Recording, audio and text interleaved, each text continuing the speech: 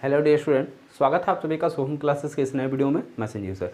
Student, आज के इस वीडियो में हम आपके चैप्टर नंबर 6 का फाइनल शॉर्ट स्टार्ट करने वाले हैं। और चैप्टर नंबर 6 का कोई भी क्वेश्चन अगर आपसे बोर्ड एग्जाम में पूछा जाता है तो उसको आप आसानी से कर ले जाएंगे। बस उसके लिए आपको क्या करना है कि वीडियो को शुरू से लेकर लास्ट तक देखते रहिए और वीडियो को कहीं पर भी एक सेकेंड के लिए स्किप मत कीजिएगा, क्योंकि चैप्टर नंबर 6 में हर एक उस पॉइंट पर हम बात करेंगे जो आपके बोर्ड एग्जाम के लिए इम्पॉर्टेंट होगा। और ऐसे भी क्वेश्चन जो है इस बोर्ड चैप्टर नंबर 6 से बनते हैं जो आपके बोर्ड एग्जाम में पूछे जाते हैं। जैसे चैप्टर नंबर 6 से काफ़ी सारे छोटे छोटे न्यूमेरिकल भी बनते हैं और विस्तृत उत्तरीय में भी कभी कभी जो है एक दो क्वेश्चन जो है यहाँ से पूछ लिया जाता है। ठीक है, तो चैप्टर नंबर 6 जो है बहुत ही इजी है। अगर आप इसको ध्यान से देखेंगे तो सारी चीज़ें A to Z बिल्कुल आपको समझ में आ जाएगी। कुछ भी आपको रटने की ज़रूरत नहीं पड़ेगी, क्योंकि हम जब भी चीज़ों को बताते हैं तो बिल्कुल हमेशा बेसिक से यानी जीरो लेवल से बताते हैं, चाहे आप पहले आपको इस चैप्टर के बारे में कुछ पता हो या ना हो। ठीक है, अगर इस चैप्टर में आपको कुछ भी तैयार नहीं है तो यहाँ से आज से जो मैं बताने जा रहा हूँ उसको देखिए ध्यान से, सारी चीज़ें आपको अच्छे से तैयार हो जाएगी। ठीक है, चलिए चैप्टर नंबर 6 को स्टार्ट करने से पहले मैं आपको ये बता दूं कि चैप्टर नंबर 6 में कौन कौन सी चीज़ें हैं या कौन कौन से टॉपिक ऐसे हैं जिसको हमें पढ़ना है और जो इम्पॉर्टेंट है। सबसे पहले तो वैद्युत चुंबकीय प्रेरण को समझने से पहले हमें जानना होगा वैद्युत फ्लक्स के बारे में। किसके बारे में? वैद्युत फ्लक्स के बारे में। ठीक है, वैद्युत फ्लक्स के बाद आ जाइए आप फैराडे के नियम पर। ठीक है, फैराडे ने 2 एक्सपेरिमेंट किए थे। हालांकि एक्सपेरिमेंट से कोई लेना देना नहीं है, लेकिन उस एक्सपेरिमेंट से जो उन्होंने निष्कर्ष निकाला था उसका हमें इस्तेमाल करना है, उसको यूज करना। उसके आधार पर फैराडे ने 2 नियम दिए थे और फैराडे के दोनों नियम पूछे जाते हैं। ठीक है, ये क्वेश्चन हो गया। उसके बाद किसी वैद्युत एक समान चुंबकीय क्षेत्र में अगर कोई आपका चालक तार गति कर रहा है तो उस चालक तार के सिरों के बीच प्रेरित विभवांतर कितना उत्पन्न होगा, ये क्वेश्चन है। ठीक है, और एक क्वेश्चन और कभी कभी पूछा जाता है, हालांकि वो आपके डेरिवेशन का पार्ट नहीं है, न्यूमेरिकल टाइप का। ठीक है, लेकिन न्यूमेरिकल में भी वो डेरिवेशन है। ठीक है, न्यूमेरिकल टाइप का है लेकिन डेरिवेशन है। अभी लास्ट में हम उस क्वेश्चन को डिस्कस करेंगे। ठीक है, आपको अगर याद होगा हाफ L स्क्वायर, ठीक है, ओमेगा, कुछ इस तरीके से जो है प्रेरित विद्युत वाहक बल निकालना होता है और यही ये निकल कर आता है। ठीक है, यही एक क्वेश्चन है जो आपका न्यूमेरिकल है तो न्यूमेरिकल, लेकिन ये इसको हमें डेराइव करना है। क्या करना है? डेराइव करना है। इसमें कुछ भी वैल्यू ज़्यादा दी नहीं हुई। ठीक है, इसके बाद हम आगे बढ़ेंगे वैद्युत चुंबकीय प्रेरण की घटना के आधार पर स्वप्रेरण, अन्योन प्रेरण, ठीक है, और कुंडली में संचित ऊर्जा, यहाँ तक हमें इस चैप्टर में पढ़ना है। ठीक है, तो चलिए 1 बाय 1 करके सारी चीज़ें हम स्टार्ट करते हैं। अभी अभी जो मैंने आपको बताया उसको मैं बोर्ड पे राइट भी कर दे रहा हूँ कि आपको क्या क्या चीज़ें पढ़नी है। ठीक है, तो देखिए छोटे बड़े टॉपिक मिलाकर कुल इतनी चीज़ें हमको इस चैप्टर में पढ़नी है। ठीक है, पहले जैसा कि हमने कहा भी था कि वैद्युत फ्लक्स के बारे में पढ़ना है, वैद्युत चुंबकीय संबंधी, ठीक है, वैद्युत चुंबकीय प्रेरण संबंधी फैराडे का नियम पढ़ना।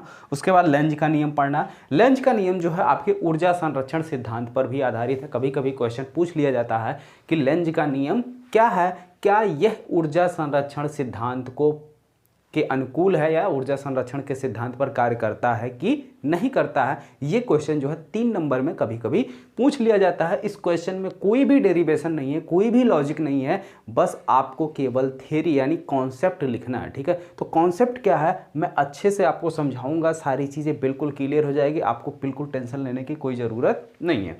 उसके बाद है फ्लेमिंग के दाएं हाथ का नियम। तो फ्लेमिंग का जो दाएं हाथ का नियम है वो प्रेरित धारा की दिशा को निकालने के लिए यूज किया जाता है। ठीक है, या प्रेरित धारा की दिशा कैलकुलेट करने के लिए, दिशा बताने के लिए फ्लेमिंग के दाएं हाथ का नियम का इस्तेमाल किया जाता है। उसके बाद है एक समान चुंबकीय क्षेत्र में गतिमान चालक में प्रेरित विभवांतर। ठीक है, तो एक समान चुंबकीय क्षेत्र में अगर कोई चालक गति कर रहा है तो उसके सिरों के बीच में कितना विभवांतर उत्पन्न होगा, ये कैसे निकाला जाएगा, ये कितना आएगा। ठीक है, प्रेरित विभवांतर V शायद आएगा VL।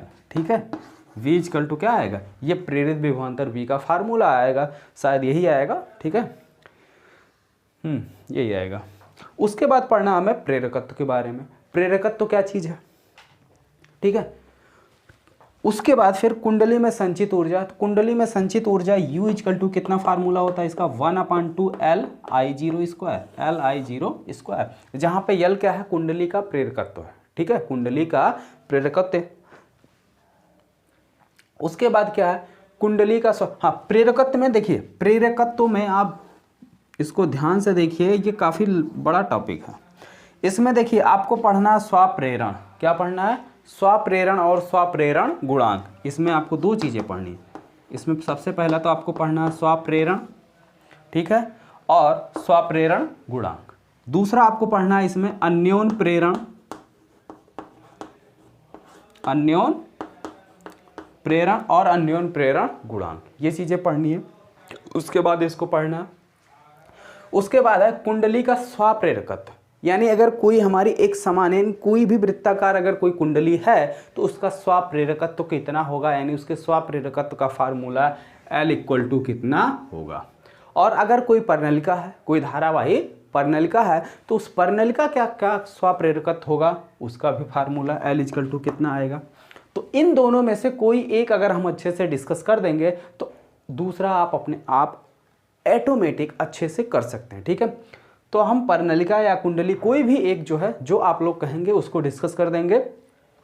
अगला है दो समतल कुंडलियों के बीच अन्योन प्रेरकत्व। दो समतल कुंडलियों के बीच अन्योन प्रेरकत्व कितना होगा, ये चीज़ हमें डिस्कस करना है। और उसके बाद लास्ट टॉपिक है भंवर धाराएं, एडी करंट, ठीक है।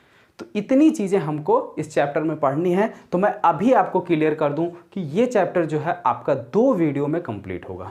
ये चैप्टर जो है 2 सेशन में, यानी इसके 2 लेक्चर बनेंगे। एक ही लेक्चर में सबको समेटने में क्या हो जाएगी, काफ़ी कुछ चीज़ें छूट जाएंगी। और हो सकता है अगर लेक्चर स्टार्ट करने की कोशिश करेंगे तो काफ़ी कुछ चीज़ें जो है छूट जाएंगी और उतना अच्छे से आपको समझ में नहीं आएगा। और दूसरी बात, अगर इसको हम 2 लेक्चर में पढ़ते हैं तो सारी चीज़ें बिल्कुल डिटेल में अच्छे से हम लोग समझ के पढ़ेंगे, सारी चीज़ें बिल्कुल क्लियर हो जाएंगी। वीडियो के थ्रू ही आपको घर पे उतना प्रैक्टिस भी करने की ज़रूरत नहीं पड़ेगी। तो चलिए स्टूडेंट, वीडियो को स्टार्ट करते हैं। जितने भी बच्चे वीडियो को लाइव देख रहे हैं सभी लोग वीडियो को लाइक कर दीजिए। और आज के इस वीडियो का टारगेट है कम से कम 1000 लाइक। इस समय देख रहे हैं लाइक रेशियो बहुत ज़्यादा कम हो गया है, तो ऐसी क्या बात है भाई, आप लोग वीडियो को लाइक क्यों नहीं कर रहे हैं? वीडियो में कोई कमी है या हमारे समझाने में या आपको समझ में नहीं आती है, वो भी तो मैं पूछता हूँ कि अगर आपको कहीं पर कोई चीज़ें समझ में ना आ रही हो तो आप बेहिचक कमेंट बॉक्स में कमेंट करके पूछ सकते हैं। अगर आपका जो डाउट है अगर वो कमेंट बॉक्स में क्लियर करने लायक रहेगा तो मैं वहीं पे जो है रिप्लाई दे के क्लियर कर देता हूँ, नहीं तो नेक्स्ट वीडियो में उसको जो है अच्छे से समझा देता हूँ या फिर आपका डाउट क्लियर कर देते हैं, ठीक है। तो चलिए स्टूडेंट, वीडियो को स्टार्ट करते हैं। सबसे पहले हम लोग समझते हैं विद्युत फ्लक्स, ठीक है। विद्युत फ्लक्स क्या चीज़ है? तो विद्युत फ्लक्स की डेफिनेशन तो हम बता रहे हैं, लेकिन फार्मूला क्या होता है विद्युत फ्लक्स का, सभी लोग जरा कमेंट बॉक्स में राइट कर जाइए कि विद्युत फ्लक्स का फार्मूला क्या होता है। और एक चीज़ और साथ ही साथ अभी हमको आप लोग कमेंट बॉक्स में कमेंट करके बता दीजिए कि जो ये कुंडली का स्वप्रेरकत्व तो निकालना था और पर्णलिका, दोनों में से कौन सा जो है हम बताएं। और वो क्योंकि बताएंगे आपको कल वाले वीडियो में, तो आज ही जो है आप लोग कमेंट बॉक्स में कमेंट करके बता दीजिए कि दोनों में से कौन सा एक बताएं। कोई भी एक अगर आप अच्छे से समझेंगे तो दूसरा ऑटोमेटिक कर ले जाएंगे। चलिए देखिए भाई, विद्युत फ्लक्स, विद्युत फ्लक्स क्या चीज़ है? जैसे मान लीजिए ये कोई क्या है, एक समान चुंबकीय क्षेत्र है। क्या है? एक समान चुंबकीय क्षेत्र है। तो जो चुंबकीय क्षेत्र होगा तो चुंबकीय बल रेखाएं होंगी। ये जो हम खींच रहे हैं ये क्या मान लेते हैं, हमारी चुंबकीय बल रेखाएं हैं। अब अगर इसके अंदर हम कोई पृष्ठ रखते हैं, अगर हम क्या करते हैं, इसके अंदर कोई पृष्ठ रखते हैं, इस तरीके से मान लेते हैं ये हमारा क्या है, कोई पृष्ठ हमने रख लिया है ए बी सी डी, ये हमने क्या किया, एक पृष्ठ रखा। तो अगर हम चुंबकीय फ्लक्स, ठीक है, तो चुंबकीय फ्लक्स की बात करें तो किसी भी पृष्ठ से संबंधित चुंबकीय फ्लक्स का मान, ठीक है, जैसे ये हमारा एक क्या है, पृष्ठ है और इस पृष्ठ का क्षेत्रफल हमने मान लिया कितना है, कैपिटल ए है। इस पृष्ठ का क्षेत्रफल कितना है, कैपिटल ए है। तो किसी भी पृष्ठ से संबंधित चुंबकीय फ्लक्स का मान उस पृष्ठ से गुजरने वाले, ठीक है, उस पृष्ठ से गुजरने वाले कुल फ्लक्स ग्रंथिताओं की संख्या के बराबर होता है, ठीक है। किसी भी पृष्ठ से संबद्ध चुंबकीय फ्लक्स का मान उस पृष्ठ से गुजरने वाले कुल चुंबकीय फ्लक्स ग्रंथिताओं की संख्या या चुंबकीय बल रेखाओं की संख्या। ठीक है, ग्रंथिताओं नहीं समझ में आ रहा तो चुंबकीय बल रेखाओं की संख्या, ठीक है, क्या कहलाती है?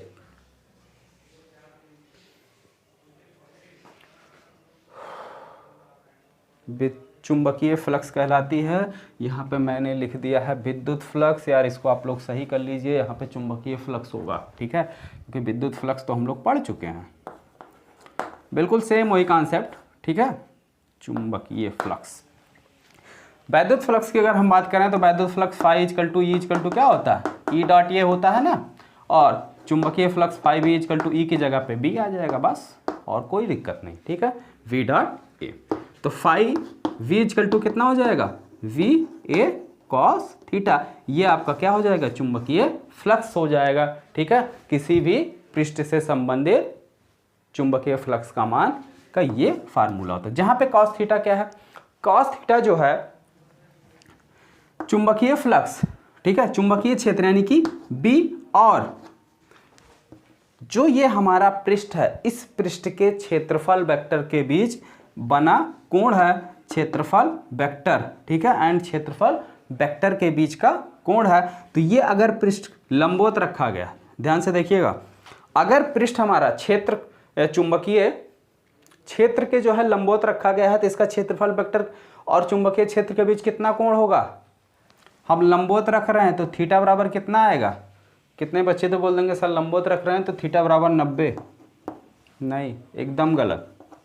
कितना होगा भाई? ये देखो, ये चुंबकीय क्षेत्र है, ये लंबवत हमने क्या किया है? पृष्ठ रखा है, यानी तल रखा है, और इसके अगर हम क्षेत्रफल वेक्टर की बात करें तो क्षेत्रफल वेक्टर हमेशा पृष्ठ पर लंबवत होता है। अब पृष्ठ पर लंबवत, ये चाक की दिशा हमारी बताएगी क्षेत्रफल, यानी इसके क्षेत्रफल वेक्टर की दिशा। तो अब बताओ, चुंबकीय क्षेत्र और क्षेत्रफल वेक्टर की दिशा दोनों एक ही दिशा में है, तो इनके बीच कोण कितना बनेगा? 0 डिग्री। कितना बनेगा? 0 डिग्री, ठीक है। अब बात समझ में आई? और अगर ऐसे समांतर रखेंगे तब 90 डिग्री, ठीक है, और जब समांतर रखेंगे तो 90 डिग्री बनेगा, अवकाश 90 मतलब 0, समांतर रखेंगे तो कोई भी चुंबकीय फ्लक्स पास नहीं करेगा, ठीक है। तो ये क्लियर हो गया चुंबकीय फ्लक्स। या इसमें अभी भी किसी को कोई समस्या हो तो आप पूछ सकते हैं, नहीं समस्या हो तो आगे बढ़ते हैं, ठीक है। चलिए,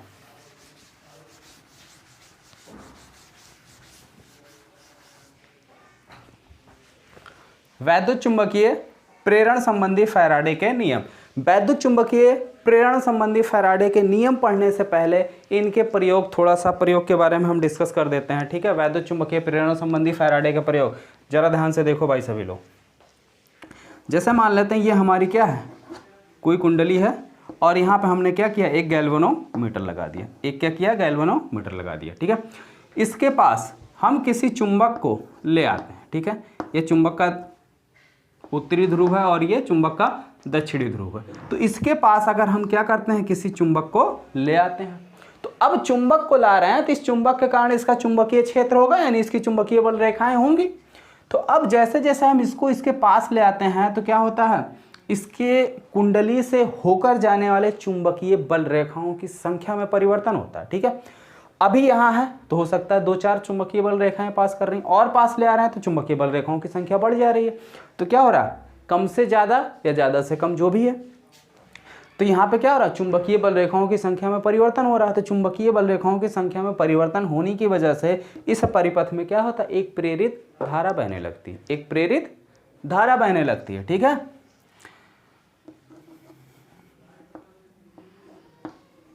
इस तरीके से तो गैल्वेनोमीटर में क्या है? हमको विक्षेप दिखाई देने लगता है। या इसी को दूसरे शब्दों में समझो, ये कुंडली है, कुंडली के पास से अगर हम इस चुंबक को कुंडली से दूर ले जाते हैं तब भी जो है धारा बहने लगती है, लेकिन तब धारा की दिशा उल्टी हो जाती है। धारा की दिशा क्या हो जाएगी? चेंज हो जाएगी, ठीक है। अभी इधर ला रहे हैं तो धारा इस तरीके से बह रही है, और अगर इससे चुंबक को हम क्या करेंगे? दूर ले जाएंगे तो धारा की दिशा जो है बदल जाएगी। धारा की दिशा क्या होगी? बदल जाएगी। यानी अगर चुंबक को हम क्या कर रहे हैं? दूर ले जा रहे हैं, ठीक है, चुंबक को दूर ले जा रहे हैं तो धारा की दिशा क्या हो जाएगी, बदल जाएगी, इस तरीके से हो जाएगी। ठीक है, देखिए ये जो है उनका प्रयोग था, एक्सपेरिमेंट था। तो इसी एक्सपेरिमेंट के आधार पर जो है फैराडे ने विद्युत चुंबकीय प्रेरण संबंधी 2 नियम दिए थे और दोनों नियम काफ़ी ज़्यादा इंपॉर्टेंट हैं, तो ध्यान से समझते हैं। अब किसी को समझने में शायद कोई समस्या नहीं आएगी। ठीक है, चलिए ये क्लियर हो चुका है तो इसको पहला नियम, प्रथम नियम,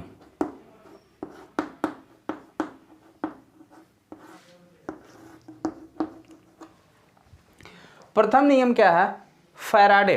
ठीक है, वैद्युत चुंबकीय प्रेरण संबंधी फैराडे का प्रथम नियम क्या है, ध्यान से सुनिएगा। जब किसी कुंडली से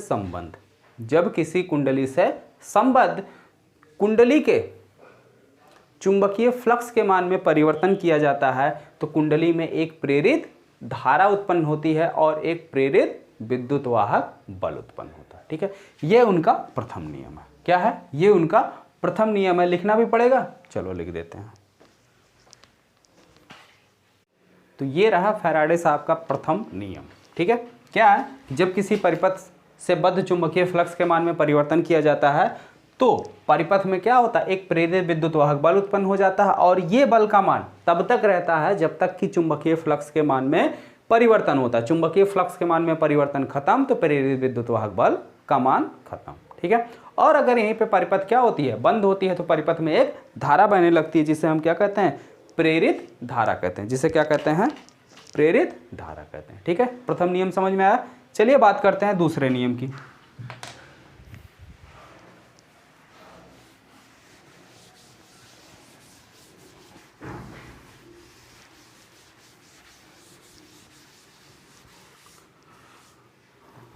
द्वितीय नियम, और दोनों नियम आपसे बोर्ड एग्जाम में पूछा जाता है तो इंपॉर्टेंट है, ध्यान से देखिएगा। फैराडे के वैद्युत चुंबकीय प्रेरण संबंधी नियम के अनुसार, ठीक है, फैराडे के वैद्युत चुंबकीय प्रेरण संबंधी नियम के अनुसार प्रेरित विद्युत वाहक बल यानी प्रेरित विद्युत वाहक बल ई का मान, प्रेरित विद्युत वाहक बल ई का मान कुंडली में बहने वाली धारा के समानुपाती होता है। कुंडली में बहने वाली धारा के समानुपाती होता है या समानुपाती होता है, या कह सकते हैं कुंडली के, ठीक है, कुंडली में होने वाले चुंबकीय फ्लक्स में परिवर्तन के दर के अनुक्रमानुपाती होता है। ठीक है, तो फैराडे के वैद्युत चुंबकीय प्रेरण नियम के अनुसार कुंडली में उत्पन्न प्रेरित विद्युत वाहक बल का मान चुंबकीय फ्लक्स में होने वाले परिवर्तन के दर, ठीक है, तो चुंबकीय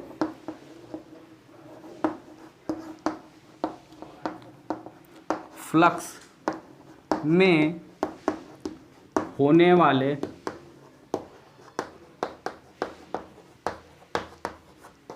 परिवर्तन की दर, ठीक है, परिवर्तन की दर के समानुपाती होता है, यानी ई प्रोपोर्शनल। अगर किसी समय यानी डेल्टा टी समय में, माना डेल्टा टी समय में कुंडली में फ्लक्स परिवर्तन डेल्टा फाई हो, तब delta phi upon delta T और यहां पे माइनस। ठीक है, अब ये प्रोपोर्शनल का चिन्ह हटाने के लिए हम क्या करते हैं, एक कांस्टेंट ले आते हैं, तो E equal to minus K delta phi upon delta T. यदि K इक्वल टू 1, ठीक है, यदि K इक्वल टू 1 तो E इक्वल टू कितना मिल जाएगा, minus delta phi upon delta T. ठीक है, delta phi upon delta T. ये क्या है, फैराडे का वैद्युत चुंबकीय प्रेरण संबंधी दूसरा नियम है। ठीक है, यदि कुंडली में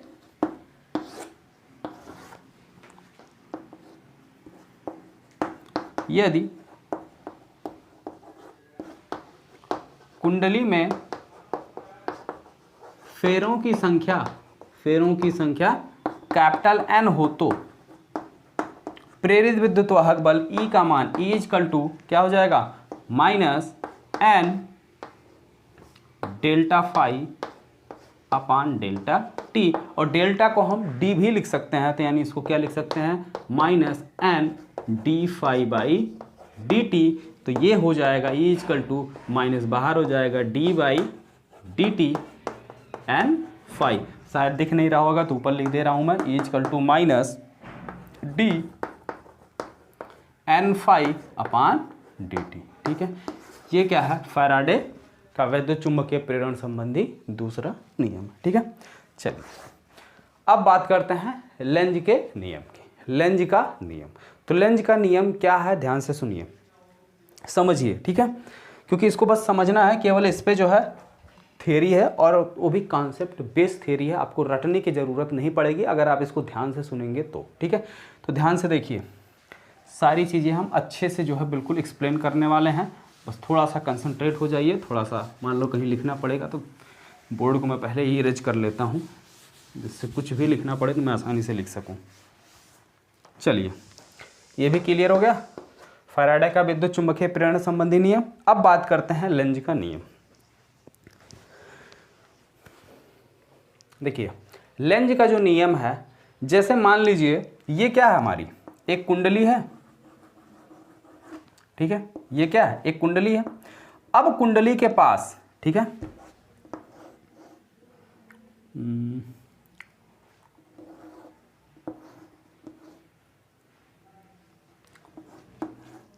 ये एक चुंबक है, इसको पास ले आ रहे हैं। दूसरा फिगर बना लेते हैं जिसमें दूर ले जा रहे हैं, दो ही फिगर से स्पष्ट हो जाएगा, तीसरा बनाने की ज़रूरत नहीं पड़ेगी। ठीक है, इसमें क्या कर रहे हैं, एन एस, इसको ले जा रहे हैं दूर। ठीक है, अब देखिए, लेंज के नियम के अकॉर्डिंग यदि किसी कुंडली के पास, ठीक है, कुंडली के पास हम क्या करते हैं, किसी चुंबक को ले आते हैं। जब हम किसी कुंडली के पास किसी चुंबक को ले आते हैं, तो कुंडली के पास चुंबक को ले आने से कुंडली से संबद्ध चुंबकीय फ्लक्स के मान में परिवर्तन होता है, और चुंबकीय फ्लक्स के मान में परिवर्तन होने से कुंडली के अंदर एक प्रेरित विद्युत वाहक बल उत्पन्न होता है, और अगर परिपथ बंद हो तो इसके अंदर एक प्रेरित धारा बहती है। इसके अंदर क्या होती है, एक प्रेरित धारा बहती है, जिसकी दिशा क्या होती है, कौन सा वर्त है, वामावर्त होती है। ठीक है, जिसकी दिशा वामावर्त होती है, यानी घड़ी के दिशा की तरफ। और जब इस कुंडली के समीप चुंबक को ले आया गया है, तो चुंबक का जो चुंबक का कौन सा सिरा इसके आगे है, उत्तरी ध्रुव है, तो कुंडली का ये चुंबक के पास वाला सिरा भी उत्तरी ध्रुव की तरीके से कार्य करने लगता है। चुंबक के पास वाला सिरा भी क्या होता है, उत्तरी ध्रुव की तरफ कार्य करने लगता है। और जब ये भी उत्तरी ध्रुव की तरह कार्य करने लगा, तो अब क्या होगा भाई, ये इस कारण का, यानी इसके अंदर क्या हो रही है, धारा बह रही है। अब देखो, ये भी एन, ए भी एन, सेम ध्रुव हो गए, तो दोनों के बीच क्या लगेगा, प्रतिकर्षण बल लगेगा, यानी जिसके कारण ये उत्पन्न हुआ, ये इसके पास आ रहा, तो इसी के कारण इसमें धारा उत्पन्न हुआ। अब ये उसी चीज का क्या करेगा, विरोध करेगा, उसी चीज का क्या करेगा, विरोध करेगा। लेकिन इसके प्रतिकर्षण बल के अगेंस्ट भी हमको अगर कार्य करना पड़ता है, इसके प्रतिकर्षण बल के अगेंस्ट भी मान लो हम इसको जबरदस्ती चुंबक को इसके पास ले आते हैं, तो इसके अगेंस्ट जो हमको यांत्रिक कार्य करना पड़ता है, वही कुंडली के अंदर स्थितिज ऊर्जा के कुंडली के अंदर यांत्रिक ऊर्जा के रूप में क्या हो जाता है, संचित हो जाता है। ठीक है, और संचित तो हो जाता है, उसके बाद ये काम कब करता है, आगे देखिए फिगर नंबर 2 में। और जैसे ही हम इस चुंबक को कुंडली से दूर ले जाते हैं, जैसे ही हम क्या करते हैं, इस चुंबक को कुंडली से दूर ले जाते हैं, तुरंत कुंडली चुंबक के पास वाला सिरा, ठीक है, कुंडली का चुंबक के पास वाला सिरा इसके विपरीत कार्य करने लगता है। यानी अब ये क्या बन गया है, एस। अब एन और एस के बीच में क्या करने लगा, आकर्षण बल कार्य करने लगा, और धारा की दिशा तुरंत बदल जाएगी। धारा की दिशा क्या हो जाएगी, तुरंत पलट जाती है। धारा की दिशा क्या होती है, तुरंत बदल जाती है।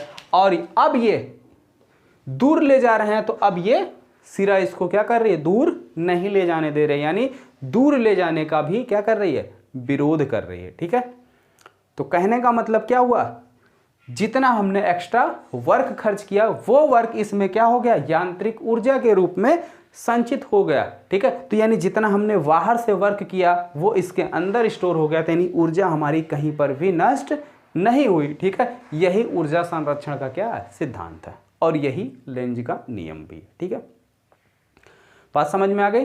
तो इन्हीं दोनों फिगर को इसी तरीके से आप बनाकर लेंज के नियम को एक्सप्लेन करेंगे, और अगर साथ में ये भी पूछा जाता है क्या यह ऊर्जा संरक्षण के सिद्धांत के अनुकूल है या ऊर्जा संरक्षण के सिद्धांत का पालन करता है, तो आप लिखेंगे हाँ ये ऊर्जा संरक्षण सिद्धांत के अनुकूल है और ऊर्जा संरक्षण सिद्धांत का पालन करता है। लेकिन कब लिखेंगे, इतना सारा मतलब इसको एक्सप्लेन करने के बाद। ठीक है, बात अच्छे से समझ में आ गई, ये टॉपिक भी आपका क्लियर हो गया। चलिए आगे बढ़ते हैं अगले टॉपिक की तरफ। नेक्स्ट टॉपिक क्या था, एक समान चुंबकीय क्षेत्र में गतिमान आवेशित चालक पर लगने वाला आवेशित चालक के सिरों के बीच विभवांतर। ठीक है, तो थोड़ा सा फिगर बना लेता हूं मैं पहले, उसके बाद स्टार्ट करता हूं।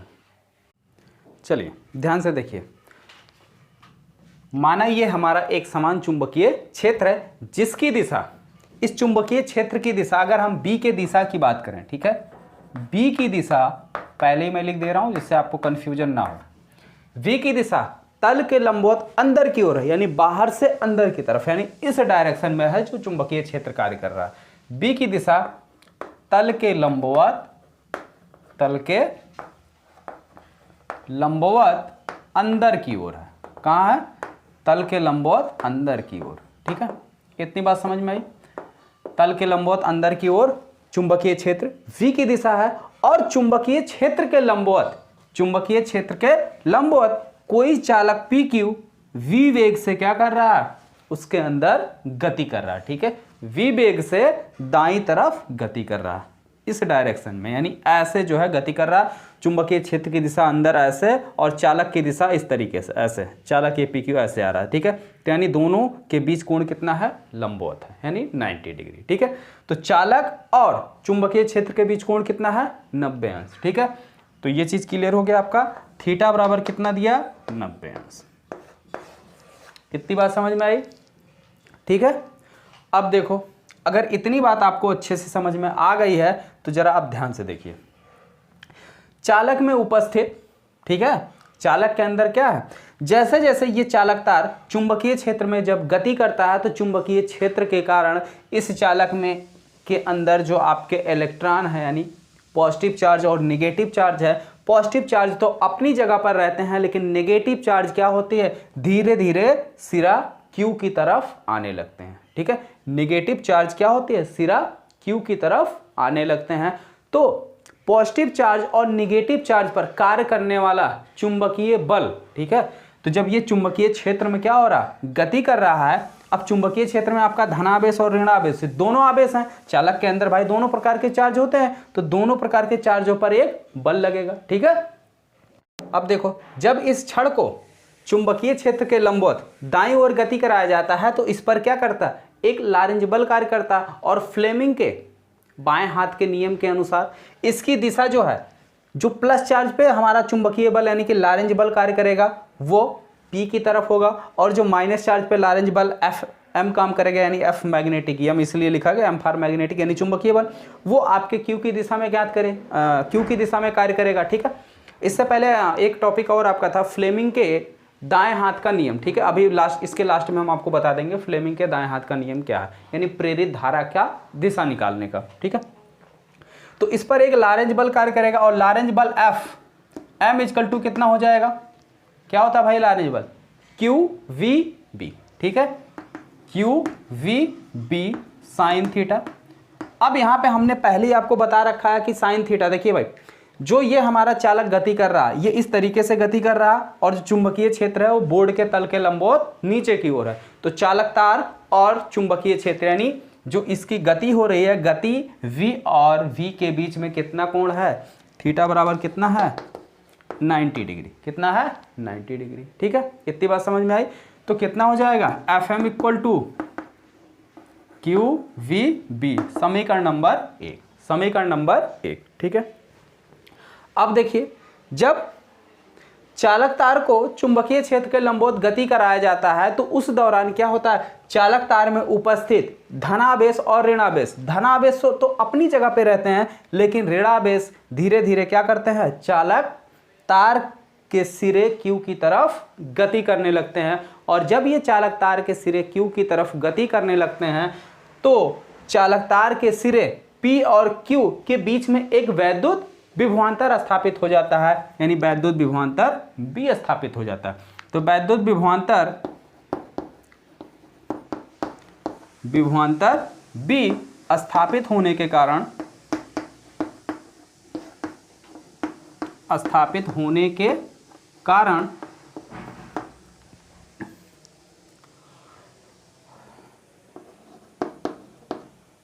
चालक तार के अंदर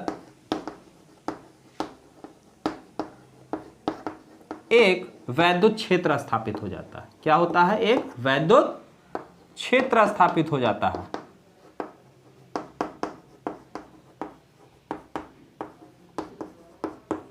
और वैद्युत क्षेत्र E इक्वल टू कितना स्थापित होगा, B/L, समीकरण नंबर वो 1 है, ये आपका हो गया समीकरण नंबर 2, ये हो गया समीकरण नंबर 2।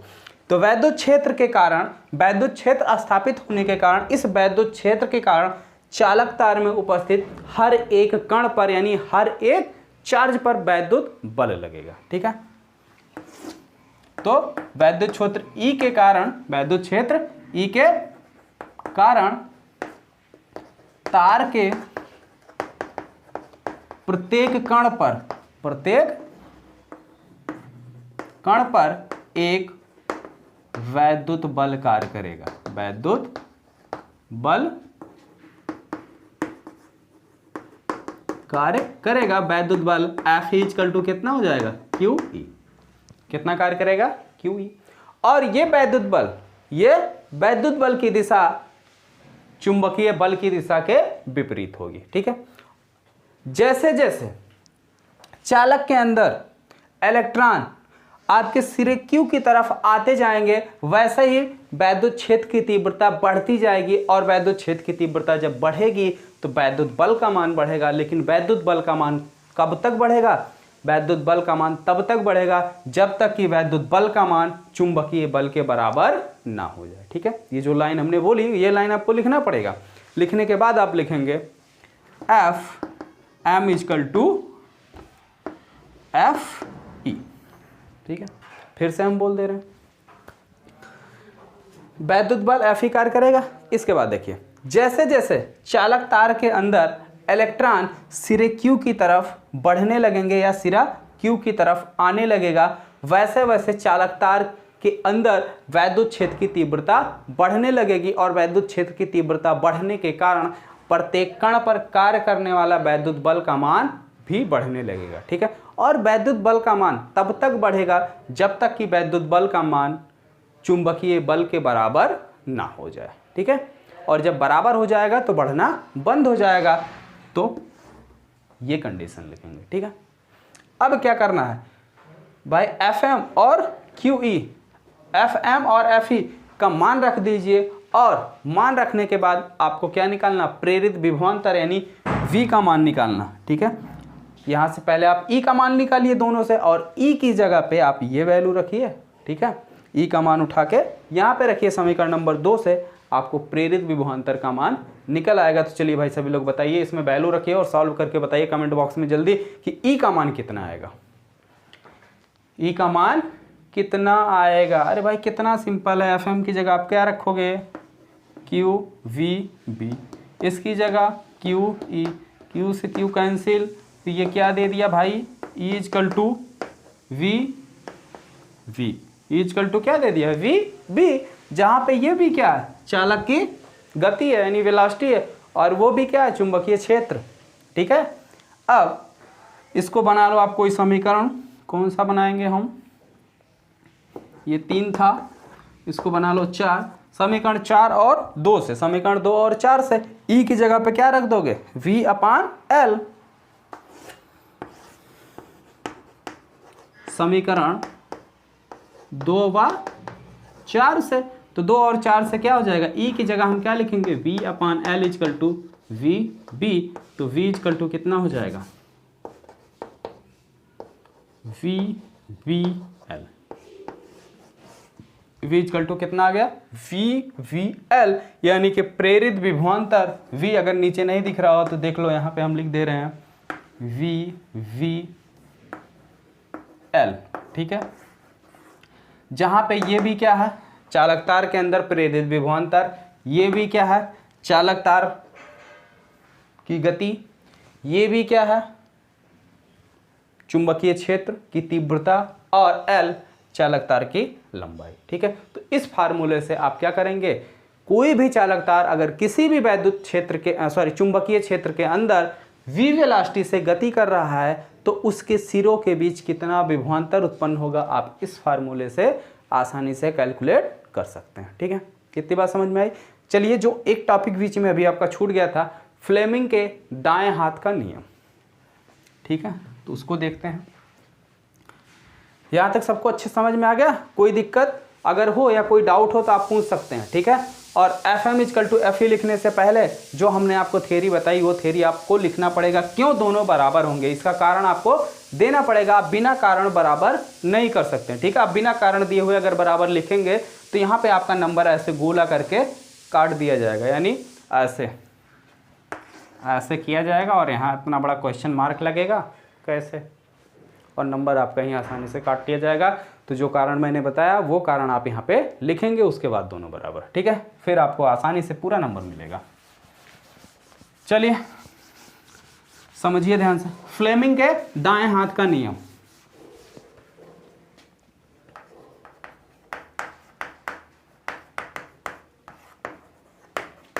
फ्लेमिंग के दाएं हाथ का नियम। तो भाई इसी को प्रेरित धारा की, ये किसके लिए इस्तेमाल किया जाता है, प्रेरित धारा की दिशा ज्ञात करने के लिए, दिशा ज्ञात